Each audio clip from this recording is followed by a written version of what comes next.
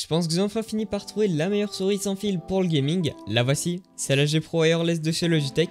On va se la tester dans cette vidéo, c'est parti. Tout d'abord dans la boîte on va trouver un dongle USB avec un adaptateur USB vers micro USB, des boutons supplémentaires, un câble tressé USB vers micro USB et un manuel d'utilisation avec un autocollant. Alors la première chose qui va probablement vous sauter aux yeux, c'est son design qui est totalement symétrique, puisque du coup déjà on va avoir deux boutons à gauche de la souris, mais vous pourrez également rajouter deux boutons à droite. Donc là la symétrie est vraiment totale, et ça c'est notamment parfait pour les gens qui cherchent des souris pour les gauchers, puisque vous pourrez par exemple remplacer les deux boutons à gauche par des caches et rajouter du coup deux boutons à droite. Mais ça peut être encore différent puisque cette souris est totalement modulaire, ce qui veut dire que vous pourrez par exemple rajouter un seul bouton à gauche et un seul bouton à droite, deux boutons à gauche, un bouton à droite, etc. etc.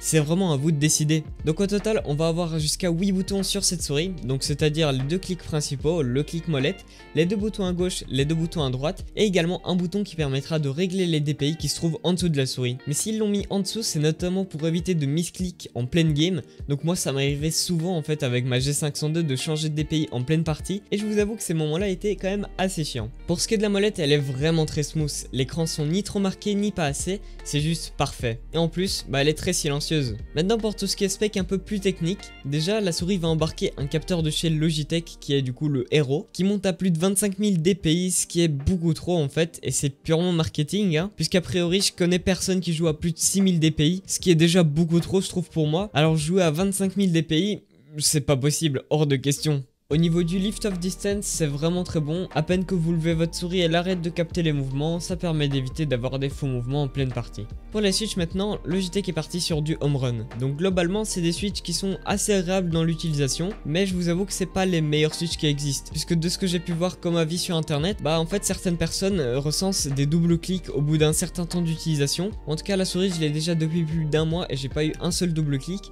mais quand même certaines personnes arrivent à avoir ce genre de problème, même si à ce niveau là si jamais ça vous arrive, n'oubliez pas que vous pouvez toujours faire jouer la garantie.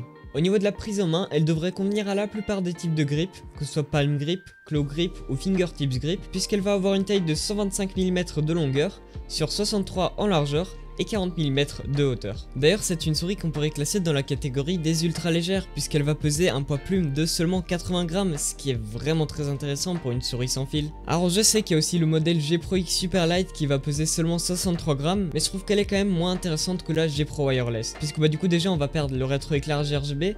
En plus, on va perdre les deux boutons à droite et également le bouton de DPI qui se trouve en dessous, ce qui veut dire que vous pourrez régler uniquement les DPI logiciellement. Mais en plus, elle va coûter plus cher, donc 40 € de plus. Donc ouais, c'est beaucoup moins intéressant, je trouve, que la G Pro Wireless classique. Bon, je viens de vous parler d'un rétroéclairage RGB sur la souris. Du coup, vous pourrez le paramétrer directement via le logiciel de Logitech. Et comme zone de rétroéclairage, on va avoir déjà le logo Logitech et 3 témoins pour les DPI. Maintenant sous la souris on va trouver 5 patins en PTFE qui offrent une expérience de glisse juste incroyable. J'ai rarement eu entre les mains une souris qui glissait aussi bien. Juste à côté vous trouvez également une petite trappe qui permet de placer le dongle USB, mais également vous pourrez la remplacer par un module PowerPlay pour la charger en induction. Chose que j'ai fait mais avec un support non officiel que j'avais eu pour une quinzaine d'euros sur AliExpress, mais ça fonctionne très bien. Donc pour conclure on va parler de son prix. Donc moi en tout cas je l'avais eu en promotion aux alentours des 90 €, mais habituellement vous allez plutôt la retrouver autour des 100 €. Donc oui c'est vrai, ça reste un certain budget à mettre dans une souris, mais franchement pour la qualité qu'elle offre c'est vraiment une excellente souris. Et clairement je pense que je peux que vous la conseiller si jamais vous êtes à la recherche d'une souris sobre,